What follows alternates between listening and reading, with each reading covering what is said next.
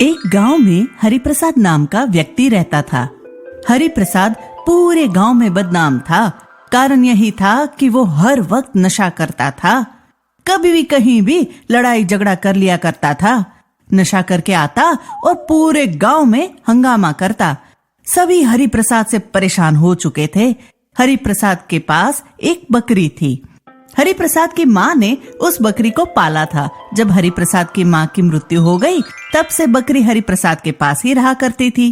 लेकिन हरिप्रसाद उस बकरी पर जरा भी ध्यान नहीं दिया करता था। बकरी खुद ही आसपास घूमकर खाना खा लिया करती थी। हरिप्रसाद तो कोई काम करता नहीं था। बस आज तक जो उसकी माँ ने जमा पूंजी रखी थी, उसे ही हरिप्रसाद इस्तेमाल किया करता था। धीरे धीरे उसके पास सारे पैसे खत्म होने लगे। अब हरिप्रसाद हर वक्त गुस्से में रहता कि अब वो आगे नशा कैसे करेगा। नशा करना हरिप्रसाद की लत बन चुकी थी।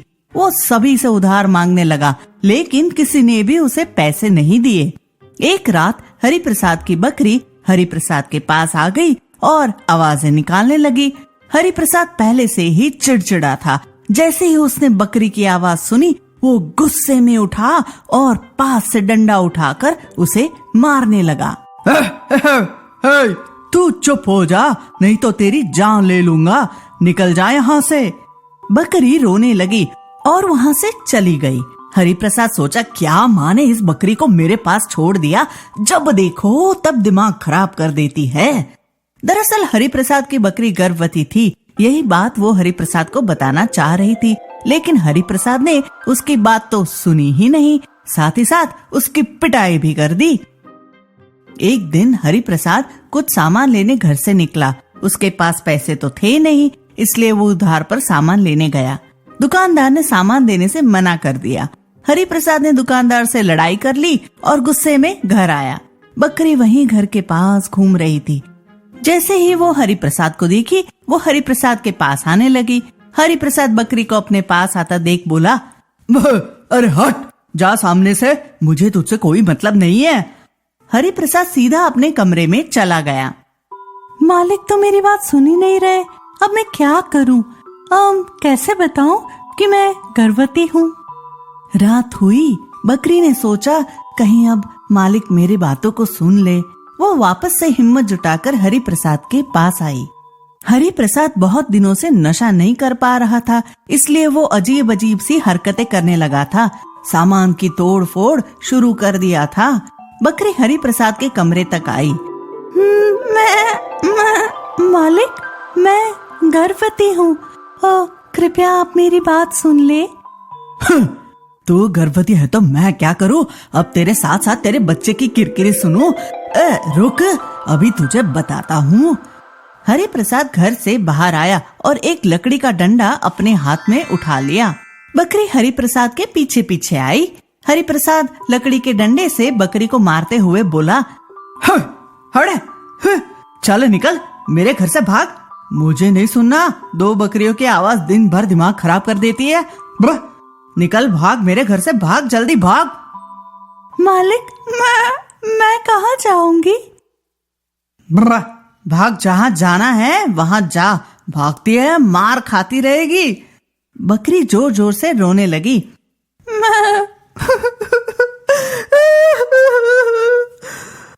जाती हूँ मालिक, जाती हूँ, आप मुझे मारे मत, मैं जा रही हूँ। बकरी रोते रोते हरिप्रसाद के घर से उसी गर्भावस्था में निकल गई।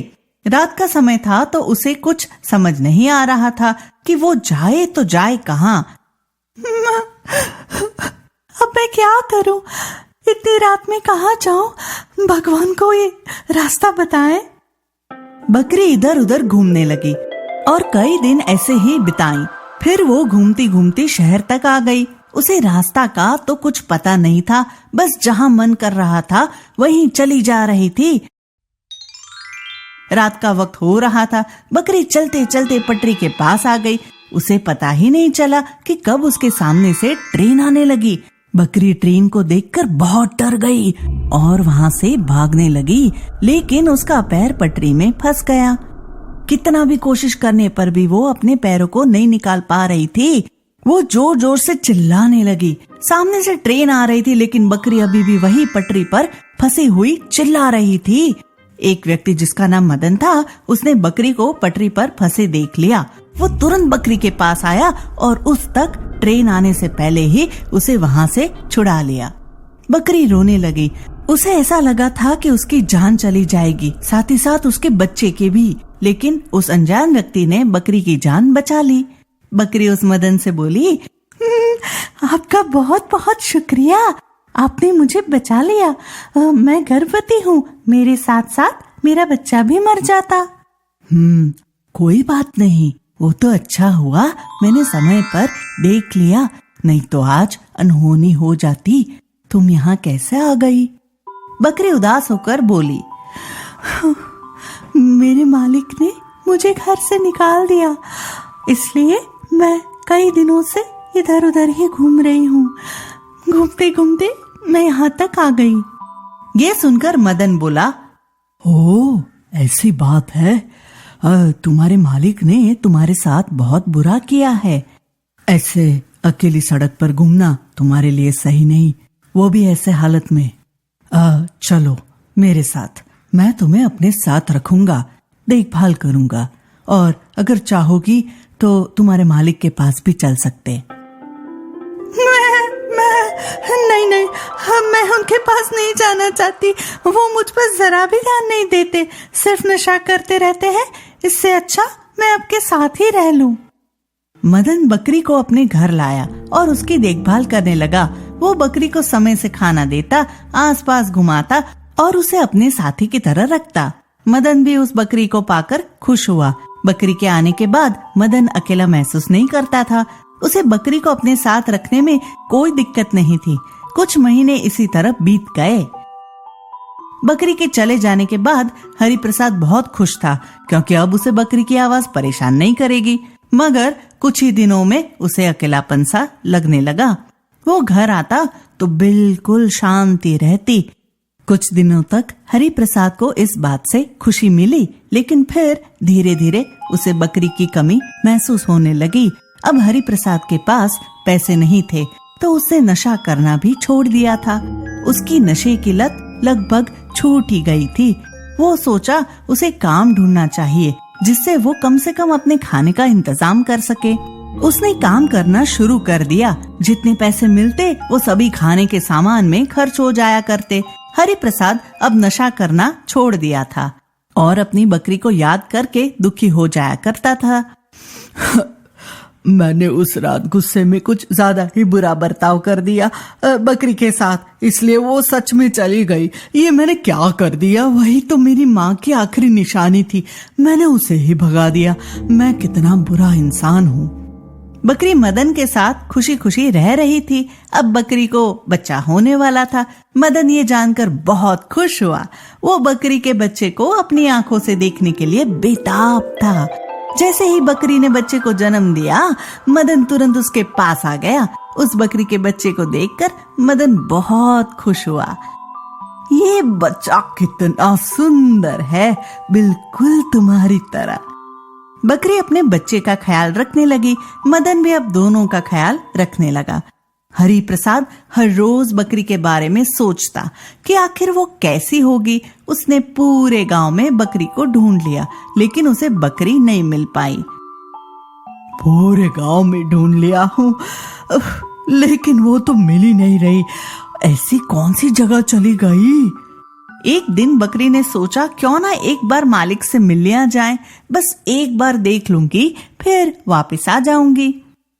बकरी मदन से बोली, क्या आप मुझे यहाँ से पास वाले गांव में ले जाएंगे? वही मेरा मालिक रहता है। बस एक बार मैं उन्हें देखना चाहती हूँ, फिर आप मुझे यहाँ ले आइएगा। हाँ, क्यों नहीं, चलो आज ही चलते हैं। मदन बकरी और उसके बच्चे को अपने साथ लिया और पास के ही गांव तक जाने के लिए निकल गया। बकरी ने हरि प्रसाद के घर तक रास्ता मदन को बताया। मदन उसे लेकर वहां तक आया। हरि प्रसाद घर में ही था। बकरी बाहर से आवाज लगाई, मालिक क्या आप अंदर ही है? मैं बकरी की आवाज सुनकर हरि प्रसाद दौड़ता हुआ घर से बाहर आया और बकरी से लिपटकर रोने लगा। ओह, तुम आ गई। कहाँ चली गई थी मुझे छोड़कर? मैंने गुस्से में तुम्हें वैसे बोल दिया था, तुम सच में मुझे छोड़कर चली गई? हाँ। हरि प्रसाद जोर जोर से रोने लगा। मदन चुपचाप खड़े होकर ये देख रहा था। थोड़ी देर बाद मदन बोला, लगता है तुम्हारे मालिक को उनकी गलती का एहसास हो गया है। अब तुम इनके साथ ही रह जाओ। मैं नहीं, आपने मेरी बहुत मदद की है। मैं आपको ऐसे कैसे छोड़ सकती हूँ? अरे नहीं, मेरी चिंता मत करो। तुमसे और तुम्हारे बच्चे से मिलने मैं कभी कभी यहाँ आ जाया करूँगा। तुम चिंता मत करो। भाई, आपका बहुत बहुत शुक्रिया। आपने मेरी बकरी और उसके बच्चे का इतने दिनों तक ख्याल रखा। मदन बकरी और उसके बच्चे को हरि प्रसाद के पास छोड़कर वापस अपने शहर चला गया। मदन दुखी तो था, लेकिन उसने सोचा किसी बकरी को उसके मालिक से अलग करना सही नहीं होगा। हरि प्रसाद नशा करना छोड़ चुका था। अब वो बकरी और उसके बच्चे पर ध्यान देना शुरू कर दिया।